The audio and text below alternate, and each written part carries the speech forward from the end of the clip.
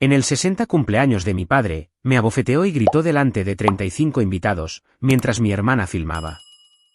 Me fui llorando y huí de casa esa noche. Horas después, alguien me metió en un coche. Pensé que me secuestraban, pero el hombre me dijo, soy tu padre biológico. Mi nombre es Esquilar Vance. Tengo 22 años y solía creer que la vergüenza era simplemente el precio de vivir bajo el techo de otra persona.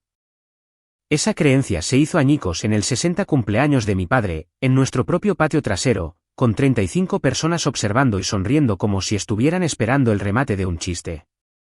Me había levantado a las 5 de esa mañana después de una larga lista de tareas que no escribí, pero que de alguna manera siempre me pertenecían: poner sillas, limpiar mesas e intentar que todo pareciera perfecto para que él no encontrara una razón para explotar.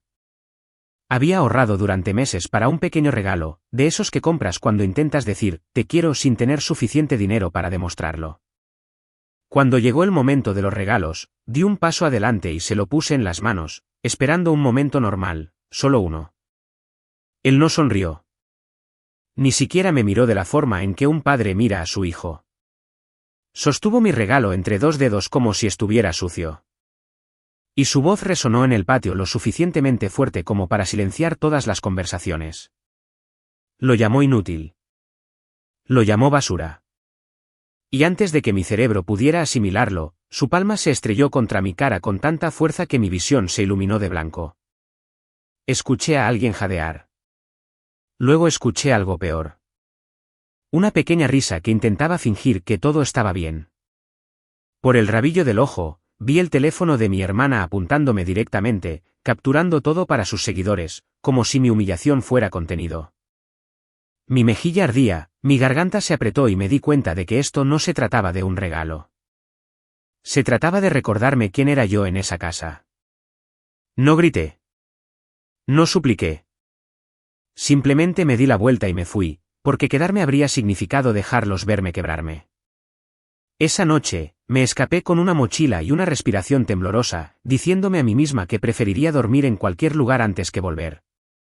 Pensé que lo peor había pasado. Estaba equivocada. Unas horas más tarde, una camioneta SUV negra se detuvo a mi lado. Un hombre me agarró del brazo y me empujaron al asiento trasero tan rápido que honestamente creí que me estaban secuestrando. Entonces, el hombre sentado en la oscuridad me miró directamente a los ojos y dijo 5 palabras que hicieron que toda mi vida se tambaleara. Soy tu padre biológico. Durante unos segundos después de que dijera esas palabras, ni siquiera pude procesar lo que significaban. Mi primer instinto fue pánico puro. Mi mano fue directo al tirador de la puerta, mi corazón latía tan fuerte que sentía que podría romperme las costillas. La puerta no se abrió. El hombre en el asiento del conductor se dio cuenta de inmediato y presionó un botón en la consola. Está desbloqueado, dijo con calma. No estás atrapada. El coche redujo la velocidad, deteniéndose al lado de la carretera bajo una tenue farola. Mis dedos se quedaron flotando sobre el tirador, pero no me moví. Estaba respirando demasiado rápido, mi mente intentando ponerse al día con todo lo que había pasado en los últimos 10 minutos, la bofetada. El patio trasero lleno de gente corriendo por la acera oscura con lágrimas que desenfocaban las luces de la calle. Y ahora este extraño reclamando algo imposible. El hombre sentado frente a mí se inclinó ligeramente hacia adelante, lo justo para que la tenue luz del salpicadero revelara su rostro. Parecía nervioso, como alguien a punto de pisar hielo fino. Mi nombre es Caleb Whitman, dijo en voz baja. Y he estado intentando encontrarte durante 19 años. Lo miré fijamente, buscando en su rostro algo familiar, algo que demostrara que no estaba loco. No lo vi de inmediato. Todo lo que vi fue a un hombre cansado de unos 50 años con líneas de preocupación grabadas profundamente alrededor de sus ojos. Luego, metió lentamente la mano en el bolsillo interior de su chaqueta y sacó una fotografía. Antes de que decidas que estoy loco, dijo, extendiéndola con cuidado. Por favor, mira esto. Dudé, pero la curiosidad venció al miedo. Tomé la foto. Era vieja, ligeramente descolorida en los bordes. Una mujer joven estaba en el centro, sonriendo a la cámara, con el pelo ondeando sobre su rostro con el viento. A su lado había un hombre alto con el brazo alrededor de sus hombros. Entre ellos, en los brazos de la mujer, había un bebé envuelto en una manta suave. Mi estómago se contrajo antes de que mi cerebro siquiera entendiera por qué. El bebé tenía el mismo pelo oscuro que había visto en cada espejo toda mi vida. La misma ceja ligeramente torcida. Lentamente, volví a mirarlo. Esa es mi esposa, dijo suavemente. ¿Y ese bebé eres tú? Se me secó la boca. Eso no es posible, susurré. Durante 22 años, había vivido con una versión de mi vida. Sabía quiénes eran mis padres. Sabía de dónde venía. Incluso si me trataban como una carga, seguían siendo mi familia, ¿verdad? Caleb no discutió. Simplemente asintió una vez, como si esperara la reacción.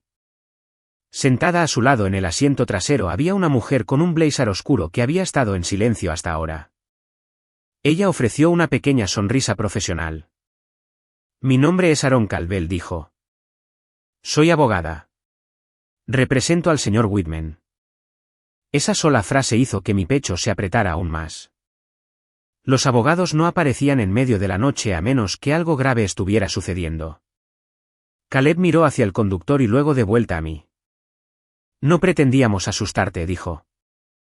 Estabas parada demasiado cerca de la carretera y un coche casi te golpea.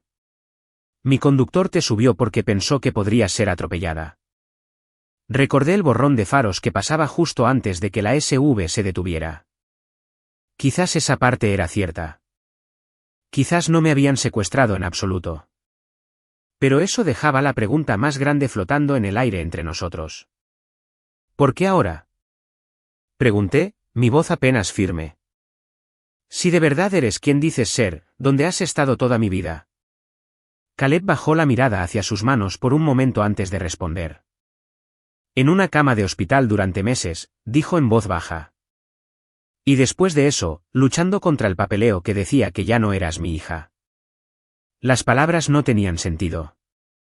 Todavía no, mi cerebro seguía enganchándose en esa fotografía, en el bebé que se parecía exactamente a mí. Aaron se inclinó ligeramente y colocó una delgada carpeta manila en el asiento entre nosotros. Hemos estado investigando esto durante más de un año. Ella dijo, comenzó cuando el señor Whitman encontró pruebas de que los documentos de transferencia de custodia después del accidente de tu madre podrían no haber sido legítimos. ¿Accidente? La palabra cayó pesada en mi estómago. Me habían dicho que mi madre biológica murió cuando yo era un bebé. Siempre se describió como algo trágico pero distante, como una historia que pertenecía a la vida de otra persona. Ahora, de repente, se sentía muy cerca, demasiado cerca. Miré de la carpeta a Caleb de nuevo. ¿Por qué alguien falsificaría algo así? Pregunté lentamente. Él no respondió de inmediato. Sus ojos parpadearon hacia mi mochila que estaba en el suelo cerca de mis pies. Eso, dijo en voz baja, es lo que esperamos que puedas ayudarnos a entender. Seguí su mirada y me di cuenta de que la cremallera de mi bolso se había abierto parcialmente cuando me subieron al coche. La esquina de un viejo sobrearrugado asomaba. El mismo sobre que había agarrado esa noche mientras limpiaba el garaje. En ese momento, ni siquiera sabía por qué lo guardaba. Algo en él simplemente se sentía mal. Ahora, sentada en el asiento trasero de esa SUV con un extraño que afirmaba ser mi padre, tuve la extraña sensación de que la respuesta a todo podría estar ya en mis manos. Mis dedos se entumecieron mientras sacaba el sobre de mi mochila. Estaba arrugado como si lo hubieran doblado y desdoblado 100 veces. El tipo de papel que ha vivido demasiado tiempo en un cajón donde los secretos van a morir. Ni siquiera había tenido la intención de llevármelo. Esa misma noche, antes de que comenzara la fiesta, me obligaron a ir al garaje a despejar espacio porque mi padre quería hacer sitio para algo mejor. Eso es lo que llamaba cuando se compraba cosas que no necesitaba. Estaba arrastrando viejas cajas hacia la basura cuando vi el sobre metido detrás de una lata de pintura. Sin dirección de remitente, solo una etiqueta impresa con mi nombre equivocado y la dirección de la casa. Algo en ver mi nombre en algo que nunca me habían permitido tocar me revolvió el estómago, así que lo metí en mi bolso antes de que nadie pudiera verlo. Ahora lo puse en mi regazo en el asiento trasero de la SUV como si fuera un cable vivo. Caleb me observaba con atención, sin apresurar, sin exigir. La expresión de Aarón cambió de la forma más pequeña, como si reconociera la forma del papel antes de que yo lo abriera. Adelante, dijo suavemente. Si es lo que creo que es, importa. Tragué y rompí el borde. Dentro había varias hojas, algunas más viejas que otras, todas impresas en esa fuente oficial del gobierno que te tensa el pecho antes incluso de leer una palabra. La primera página tenía números en negrita y un encabezado que hizo que mi cerebro se detuviera. Asistencia para adopción, beneficios federales y estatales. Luego otra página con un encabezado diferente. Documentación de crédito fiscal, reclamación de dependientes, años de presentación, cantidades. Miré las cifras y sentí que la garganta se me cerraba. No entendía cada línea, pero entendía lo suficiente. Había entradas anuales, una tras otra, que se extendían casi 2 décadas, y cada año tenía dinero adjunto. Miles, algunos años más que otros. Levanté la vista, mi voz temblando de incredulidad. ¿Qué es esto? Aarón no dudó. Es un rastro, dijo. Un rastro financiero. La mandíbula de Caleb se apretó como si estuviera luchando contra una ira que había estado en su cuerpo durante años. Aarón señaló una sección cerca de la parte inferior. Esto indica que su hogar adoptivo recibió pagos de subsidio por su cuidado, explicó, manteniendo su tono tranquilo, casi clínico. Y estos formularios sugieren que también reclamaron importantes créditos fiscales y beneficios para dependientes. Si estas declaraciones son fraudulentas, no es solo un problema familiar. Se convierte en un problema legal. Problema legal. Las palabras sonaban demasiado limpias para lo que estaba sintiendo. Mis manos comenzaron a temblar, ya no por el frío, sino por la enfermiza realización que se extendía por mi pecho. ¿Les pagaron por mí? Pregunté. La pregunta salió pequeña, como la de un niño preguntando algo obvio. Caleb asintió lentamente. Si estos documentos son precisos, dijo, entonces sí. Se beneficiaron financieramente de tenerte en esa casa. Se me revolvió el estómago. Pensé en la forma en que me habían tratado como mano de obra contratada. La forma en que no me dejaban obtener mi licencia porque no necesitaba ir a ninguna parte. La forma en que me decían que comprara mis propios útiles escolares con el dinero de las propinas que escondía en mi zapato porque era lo único que sentía que era mío. Recordé cumpleaños en los que recibía una tarjeta sin dinero dentro mientras mi hermana desempaquetaba aparatos electrónicos caros. Recordé rogar por una cita con el dentista cuando un diente me dolía tanto que no podía dormir y me decían que estaba siendo dramática. Todos esos años pensé que era porque no era lo suficientemente buena, porque era la difícil, porque de alguna manera estaba mal. Pero estos papeles contaban una historia diferente, una historia más fría, una historia donde mi dolor no fue accidental. Fue rentable. Aarón tomó una hoja y tocó una línea con la uña. Esto es especialmente importante, dijo. Este tipo de papeleo normalmente no aparece solo. Alguien tuvo que solicitarlo. Alguien tuvo que recertificarlo. Alguien tuvo que mantenerte en la lista año tras año. Caleb se inclinó más cerca, su voz baja. Esquilar, dijo, hay otra razón por la que vinimos esta noche. No solo encontramos estos formularios. Hizo una pausa como si odiara la siguiente parte. Encontramos pruebas de que la firma en el documento que me despojó de mis derechos parentales no era la mía. Se me cortó la respiración. ¿Qué quieres decir con que no era la tuya? Aarón abrió la carpeta manila que había colocado en el asiento y deslizó una fotocopia de un formulario legal. En la parte inferior había una línea de firma con un nombre impreso pulcramente debajo. Caleb Whitman. Parecía real a primera vista, pero luego Aarón sacó una segunda página, una comparación lado a lado de un analista forense de caligrafía. Las diferencias estaban circuladas en rojo. Inclinación, presión, formación de letras, patrones que no coincidían. Este es un análisis preliminar, dijo Aarón, pero sugiere fuertemente falsificación. Los ojos de Caleb se vidriaron, pero su voz se mantuvo firme. Después de que tu madre murió, dijo en voz baja, estaba gravemente herido. Estuve entrando y saliendo de cirugía. Ni siquiera podía sostenerme en pie. Y durante ese tiempo, Personas en las que confiaba manejaron el papeleo. Gente de nuestra iglesia, gente que ofreció ayuda. Tragó saliva con fuerza. En algún lugar de ese caos, alguien firmó mi nombre en un documento que decía, ¿te renuncié? Mi piel se erizó. Las piezas encajaban en mi cabeza de una manera que me dio náuseas. La conexión con la iglesia. La forma en que mis padres adoptivos siempre actuaron como pilares de la comunidad. La forma en que todos los trataron como santos por acoger a una niña. La forma en que a mi padre le encantaba que lo llamaran héroe. Así que, ¿estás diciendo, susurré, que no solo me adoptaron? Aarón me miró a los ojos. Creemos que obtuvieron la custodia mediante fraude, dijo. Y si lo hicieron, los beneficios financieros que recolectaron podrían considerarse parte de ese fraude. Miré de nuevo el sobre en mi regazo, mi nombre equivocado impreso en la etiqueta, mi vida reducida a números y formularios, y de repente la bofetada en la fiesta ya no se sintió como un arrebato aleatorio. Se sintió como el mismo patrón. Control, humillación, mantenerme pequeña para que no hiciera preguntas, para que no mirara detrás de las latas de pintura en el garaje y encontrara la verdad. Mi voz salió más aguda de lo esperado. ¿Por qué guardar los papeles? Pregunté. Si estaban haciendo algo ilegal, ¿por qué no destruirían esto? Los labios de Aarón se apretaron. Las personas que se creen intocables guardan trofeos, dijo. Y las personas que construyen su imagen sobre ser buenas a veces creen que el papeleo es protección. No creen que la persona a la que están explotando alguna vez lo vea. Caleb me observó, su rostro lleno de algo que parecía tristeza y esperanza al mismo tiempo. No tienes que decidir nada esta noche, dijo. Puedes irte. Puedes decirnos que te dejemos sola. No me forzaré a entrar en tu vida. Lo miré fijamente por un largo momento.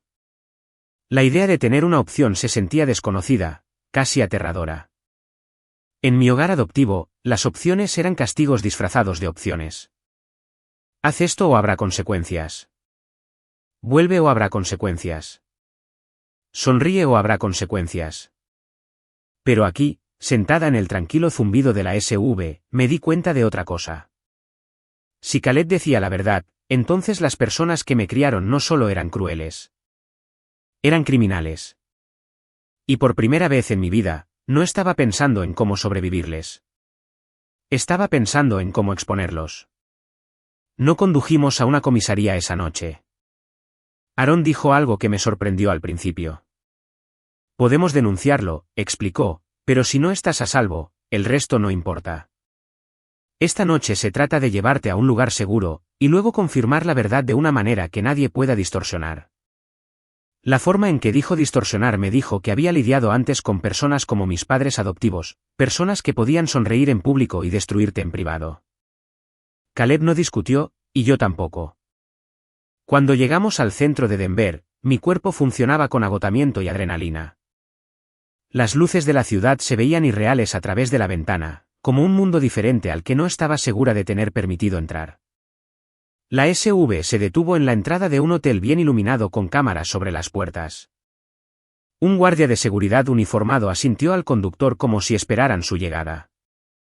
Aarón entró primero, escaneó el vestíbulo y luego me hizo una señal para que la siguiera. Noté pequeñas cosas que aliviaron mi pecho en una fracción. La recepción no conocía a mi padre adoptivo. Nadie aquí me miraba como si les debiera algo. Nadie ladraba órdenes. Nadie me decía que me pusiera más derecha o que dejara de armar un escándalo. Aarón se registró bajo su nombre y luego me entregó una tarjeta llave. Estás en el mismo piso que nosotros, dijo. Si necesitas algo, llama. Si escuchas algo que no te gusta, cierra la puerta y llámame. Sonaba como seguridad básica, pero para mí, se sentía como si alguien finalmente se tomara mis miedos en serio. La habitación estaba tranquila. Demasiado tranquila al principio. Toda mi vida había estado llena del sonido de los pasos de otra persona viniendo a buscarme. Aquí, el único ruido era el suave zumbido del calentador y el tráfico distante afuera. Las cortinas estaban abiertas cuando entré, y me quedé helada. Una gran ventana llenaba una pared, mostrando el oscuro contorno de las montañas rocosas en la distancia bajo una pálida franja de luz de luna. No sabía por qué eso me afectó tanto. Quizás porque en el sótano de casa no había ventana, solo hormigón y una pequeña rejilla que olía a detergente para ropa y polvo. Dejé caer mi mochila en el suelo y me quedé allí como si no supiera qué hacer con la libertad. Caleb se quedó cerca de la puerta, dándome espacio. No se apresuró hacia mí como si estuviera tratando de reclamarme. No me llamó cariño ni intentó abrazarme. Simplemente miró alrededor de la habitación como si se estuviera asegurando de que fuera real, luego dejó tranquilamente un álbum de fotos sobre la mesa. «Estos son tuyos si los quieres», dijo. «Si no, los guardaré». Me senté en el borde de la cama, el colchón lo suficientemente suave como para que mi cuerpo se hundiera en él. Se sentía mal, como si no mereciera algo tan cómodo. Mi mejilla todavía palpitaba por la bofetada, y cuando la toqué ligeramente, sentí el calor allí, la prueba persistente de lo que había sucedido. Prueba. Esa palabra seguía repitiéndose en mi cabeza. La bofetada había sido prueba. El sobre había sido prueba. Pero la prueba más grande aún faltaba. La única cosa que haría que todos dejaran de llamarme dramática. «Quiero una prueba de ADN», dije de repente. Mi voz era más firme de lo que me sentía. «Tan pronto como sea posible, mañana por la mañana». Aaron asintió sin dudar. «Ya programado», dijo. «Hay un sitio de recolección de LabCorp a pocas cuadras. Abren temprano. Cadena de custodia, resultados certificados, del tipo que se sostiene». Los ojos de Caleb parpadearon con alivio, pero no celebró. Simplemente asintió como si respetara la decisión más de lo que necesitaba el consuelo. «Lo que necesites», dijo. Esa noche apenas dormí. Cada vez que cerraba los ojos, veía el teléfono de mi hermana apuntando a mi cara. Escuchaba la risa. Sentía el escozor en mi mejilla. Luego recordé la foto del bebé y la mujer sonriendo al viento. Y un tipo diferente de dolor surgió en mi pecho, pena por una madre que nunca tuve la oportunidad de conocer y rabia por las personas que robaron esa oportunidad. Cuando finalmente llegó la mañana, el cielo era de un gris frío. Aaron me recibió en el vestíbulo con café y una pequeña bolsa de papel con desayuno que no estaba segura de poder tragar. Caleb caminó a mi lado sin tocarme, como si tuviera miedo de que un movimiento en falso me hiciera huir. En el laboratorio, las luces fluorescentes eran duras, el aire olía a desinfectante y la sala de espera estaba llena de gente mirando sus teléfonos. Para ellos, era una cita de rutina. Para mí, era un veredicto. El técnico revisó mi identificación y mi estómago se hundió. No tenía ninguna. Ni licencia de conducir, ni identificación estatal. Mis padres adoptivos siempre se habían encargado de eso. Aaron intervino sin problemas, presentando documentos y explicando la situación en un lenguaje legal cuidadoso. El técnico asintió, hizo algunas llamadas y aceptó la verificación alternativa. Unos minutos más tarde, estaba sentada en una pequeña sala con un hisopo frotándose por el interior de mi mejilla. Simple, rápido, casi insultante que algo tan pequeño pudiera decidir algo tan grande. Caleb también se tomó su hisopo. Manos firmes, ojos fijos en un punto de la pared como si no pudiera soportar mirar. Aaron selló todo en un empaque a prueba de manipulaciones y firmó formularios mientras el técnico observaba. «Esto está limpio», me dijo Aaron mientras salíamos. «Nadie puede decir que fue falsificado». De vuelta en el hotel, la espera fue su propia tortura. Aaron dijo que los resultados acelerados podrían llegar en un día. Un día se sintió como una eternidad. Intenté comer, pero mi estómago se negó. Seguía pensando en volver a buscar mis cosas y luego recordaba que mis cosas no valían la pena entrar en esa casa sola. Caleb no forzó la conversación. Simplemente se sentó en la silla junto a la ventana con el álbum cerrado en su regazo, como si estuviera sosteniendo algo frágil. En algún momento, finalmente hice la pregunta que había estado ardiendo detrás de todo lo demás. «Si me has estado buscando», dije, «¿por qué no me encontraste antes?» Caleb exhaló lentamente. «Porque cada vez que me acercaba», dijo, «el rastro se enfriaba». Direcciones diferentes, registros escolares diferentes y personas que me sonreían y me decían que ayudarían, y luego nunca devolvían mis llamadas. Me miró entonces, y la emoción en sus ojos hizo que mi garganta se tensara. Pero nunca me rendí.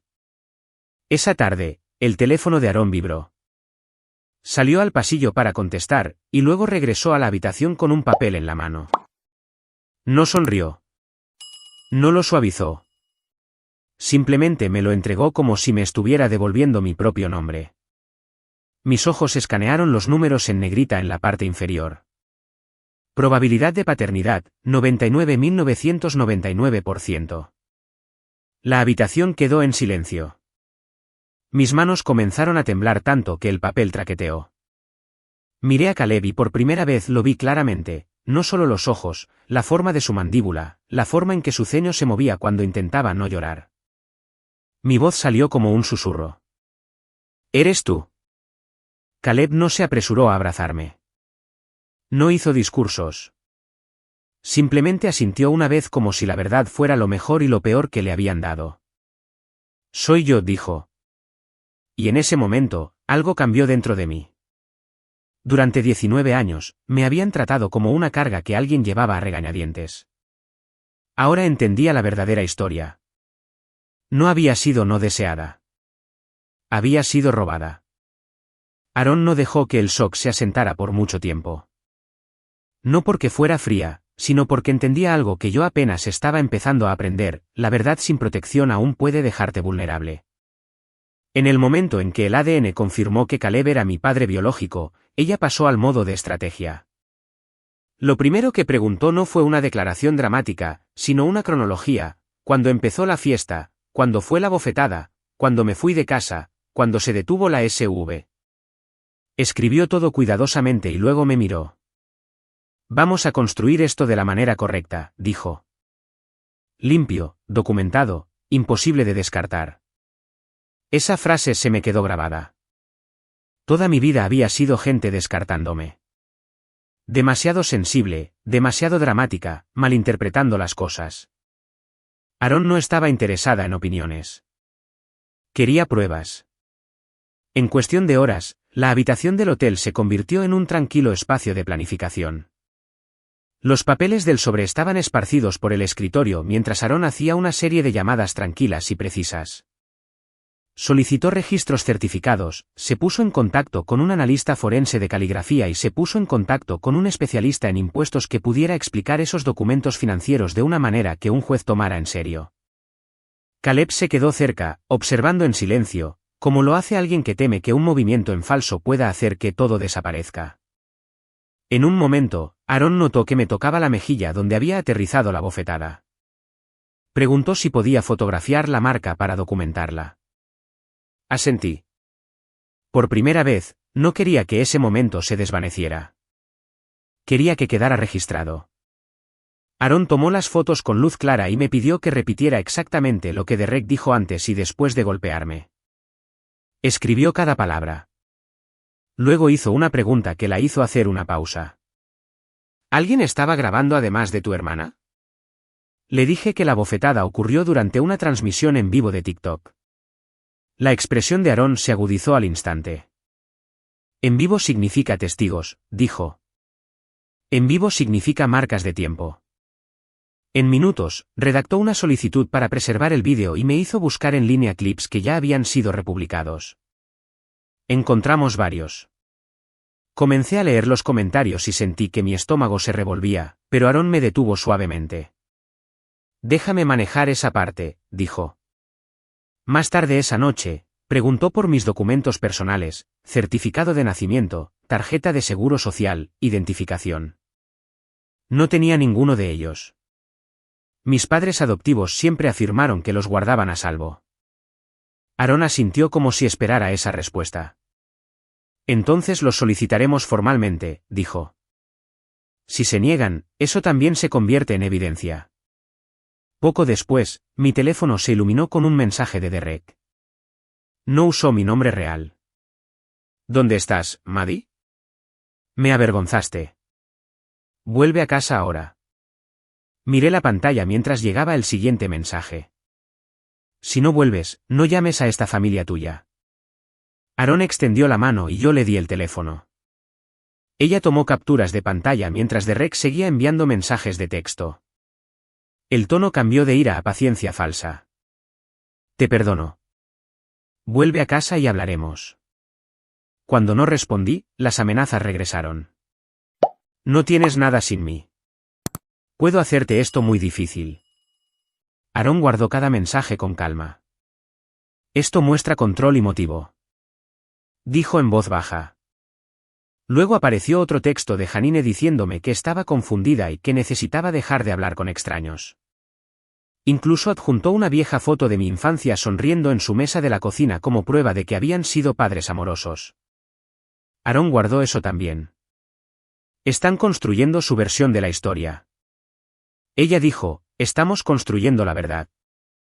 A la mañana siguiente, llegó una carta al hotel dirigida a mí. La escritura de Derek era pulcra y cuidadosa, el tono casi educado. Dijo que me amaba. Dijo que estaba cometiendo un error. Afirmó que Caleb me estaba manipulando. Y al final, deslizó una advertencia silenciosa. Si sigues con esto, le diré a todo el mundo por qué realmente te escapaste. Aaron colocó la carta en una funda de plástico como evidencia de una escena del crimen. Está tratando de asustarte para que te calles, dijo. Porque sabe que si hablas, todo se desmorona. Al caer la noche, Caleb regresó con información de un investigador privado, registros públicos, vínculos financieros y una conexión pasada entre Derek y una trabajadora social involucrada en adopciones años atrás. Cuantas más piezas reuníamos, más claro se hacía el patrón. Miré la creciente pila de documentos sobre el escritorio y sentí algo nuevo alzarse en mi pecho. No miedo, poder. Aaron me preguntó una última vez si estaba segura. Una vez que presentemos la demanda, dijo, esto se hará público. Pensé en la bofetada, la risa y las amenazas de Derek llegando más rápido que cualquier disculpa. Luego la miré y respondí sin dudarlo. No voy a volver. Quiero esto en el tribunal. La mañana del juicio no se sintió como una película. Se sintió como estar al borde de algo frío y permanente. Aaron me esperaba en el vestíbulo con una delgada carpeta bajo el brazo y la calma que solo se obtiene al estar preparado. Caleb estaba a mi otro lado, con las manos en los bolsillos de su abrigo, sin tocarme, solo ahí. Cuando entramos en el juzgado de Denver, el aire cambió. Todo resonaba. Cada paso sonaba más fuerte de lo que debería, como si el edificio mismo quisiera que supieras que era serio. Al otro lado del pasillo, Derek Langford ya estaba allí con un traje impecable, sonriendo demasiado ampliamente, dándole la mano a la gente como si estuviera en una recaudación de fondos en lugar de una audiencia sobre mi vida. Se me revolvió el estómago, pero Aaron se inclinó y susurró, no lo mires a él. Mírame a mí. Hoy no se trata de su actuación. Se trata de hechos. En la sala, la sonrisa de Derek se mantuvo pegada a su rostro hasta que vio la carpeta que Aaron colocó sobre la mesa. Entonces se crispó. El juez entró y Aaron comenzó con la parte más limpia, los resultados del ADN, las palabras 99.999% cayeron como un martillo. El abogado de Derek intentó objetar, pero Aaron tenía la certificación del laboratorio, la cadena de custodia y las firmas para silenciarlo. Luego vino el análisis de caligrafía. Aaron sostuvo el viejo documento de renuncia, luego la comparación forense, los círculos rojos que mostraban las inconsistencias. No acusó, demostró. La mandíbula de Derek se tensó. Cuando fue su turno, se puso de pie y habló como un hombre que creía que el encanto podía borrar el daño. Me llamó problemática. Dijo que era desagradecida. Afirmó que me escapé porque no quería reglas. Entonces Aaron reprodujo el clip de la fiesta de cumpleaños, no el entero, solo el momento en que su mano golpeó mi cara y el patio trasero quedó en silencio. Se podía escuchar la risa de mi hermana de fondo antes de que se diera cuenta de que la gente estaba mirando. El rostro de Derek palideció. Aaron siguió con los mensajes en mi teléfono, los que oscilaban entre vuelve a casa ahora y puedo hacerte esto muy difícil. Los leyó sin emoción, y de alguna manera eso los hizo peores. El juez se inclinó, entrecerrando los ojos, y le hizo a Derek una pregunta sencilla sobre los documentos financieros. Derek intentó negarlo todo, pero Aaron tenía los formularios de subsidio, las declaraciones de impuestos y la declaración de un ex trabajador social que había acordado testificar sobre el pago que hizo avanzar el papeleo. La voz de Derek subió, su control se desvaneció. Me señaló y gritó el nombre equivocado, el que solía usar para mantenerme pequeña, Maddie.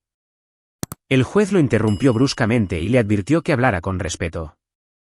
Por primera vez en mi vida, Derek parecía asustado. Aaron no sonrió. Simplemente abrió su carpeta hasta la pestaña final y dijo, Su señoría, le pedimos a este tribunal que reconozca que esta adopción se obtuvo mediante fraude y que los beneficios financieros se cobraron bajo falsos pretextos. Y luego se volvió hacia mí y asintió una vez. Era mi turno de hablar. Cuando me puse de pie, mis rodillas amenazaron con temblar, pero mantuve las manos planas sobre la barandilla frente a mí y miré al juez, no a Derek. Aaron me había dicho que dijera la verdad como si estuviera leyendo un recibo. Simple, claro, sin suplicar, sin demostrar que merecía un respeto básico. Así que hablé sobre la habitación del sótano sin ventana, sobre tener 11 años fregando suelos mientras mi hermana iba a fiestas de pijamas, sobre esconder el dinero de las propinas en mi zapato porque pedir dinero para el almuerzo iniciaba peleas. Hablé de la bofetada, no como un drama, sino como un patrón. Derek ni siquiera se molestó en esconderse más porque pensó que no tenía a dónde más ir. Luego dije la frase que se sintió como cortar una cuerda. Mi nombre es Esquilar Vance y he terminado de responder al nombre que usaba para controlarme. La sala del tribunal quedó en silencio de una manera que se sintió diferente a ese patio trasero. Este silencio tenía peso. El juez le hizo algunas preguntas a Derek que intentó hablar para salir del paso como siempre lo hacía, pero la evidencia no se preocupaba por su encanto. En las semanas siguientes, las decisiones del tribunal llegaron poco a poco.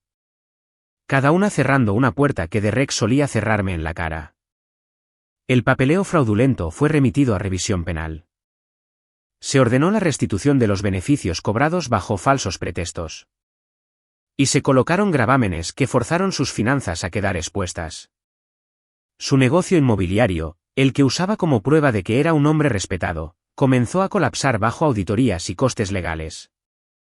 El consejo de la iglesia le pidió que dimitiera. Patrocinadores y clientes desaparecieron. Las mismas personas que sonreían en sus fiestas dejaron de contestar sus llamadas. El vídeo en vivo de mi hermana no desapareció como ella esperaba. Fue copiado, republicado y cosido en 100 reacciones. Y por primera vez, la humillación no era mía. Era de ellos. No celebré como si fuera venganza. Sentí alivio. Y luego sentí algo aún más extraño, espacio. Espacio en mi pecho donde solía vivir el miedo. Cassidy hermana se fue de la ciudad y consiguió un trabajo que no venía con aplausos. Janine intentó enviar un mensaje sobre el perdón, pero no respondí. Ya no estaba enfadada todo el tiempo.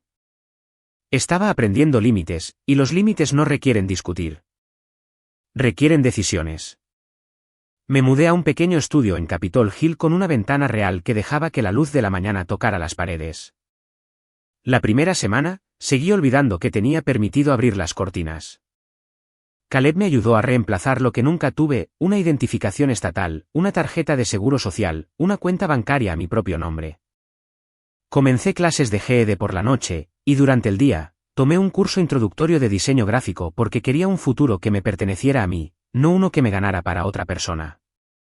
Los domingos, Caleb cocinaba la cena en la casa que solía pertenecer a mi madre. Tenía una puerta roja y un columpio en el porche que crujía suavemente cuando el viento lo golpeaba. A veces hablábamos de ella. A veces no. Él nunca me forzó a tener recuerdos.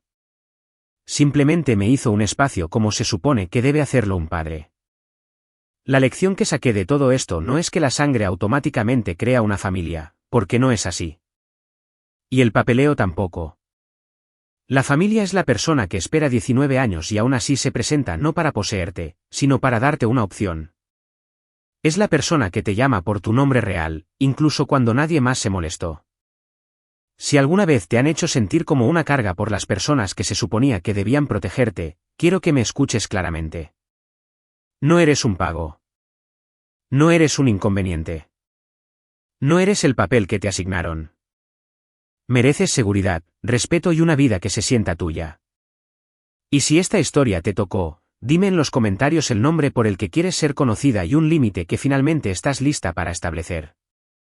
Porque a veces la venganza más poderosa no es la represalia. Es convertirte en alguien que ya no pueden controlar.